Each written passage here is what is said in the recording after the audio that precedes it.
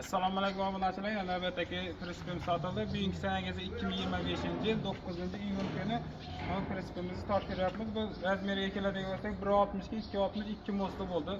Xorazm viloyati Urganch tumanimi? Urganch shahar. Urganch shahardan berdik. Press ma'qul bo'ldimi, biroq? Yoqdi, zo'r. Gap yo'q.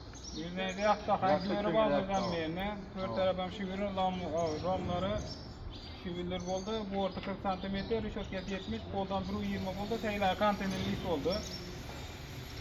Tebrikler. Rahmet. Bütçe zaman aldı. 14 milyon bu. 14 milyon farkı bu elektrik emmesi içinde. Emmesi içinde kılıp verdik. Teyar bakıldı yine.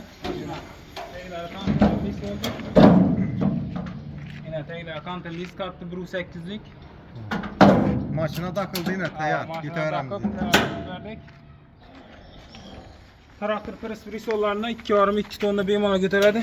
Bir oy 76'lik, bir oy torvala bilan. Kreylar juda ham baho dini odam ko'taradi.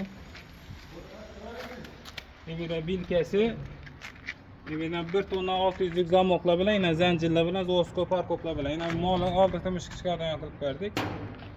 Kimga shunday presslar kerak bo'lsa, ekranda telefon nomerlarimiz qo'yamiz, murojaat qilaverasizlar. Bu Xorazm viloyati Urganch shaharidan berdik. 15'lik lasetli balonlar bilan. Yine teglari 76'lik bir otolar, strumenkalar, rossiyskiy 24'ning strumenkalari. Kimga shunday presslar kerak bo'lsa, ekranda telefon nomerlarimiz qo'yamiz, murojaat qilaverasizlar. Har xil turda presslarimiz bor. Sog' bo'linglar, salomat bo'ling.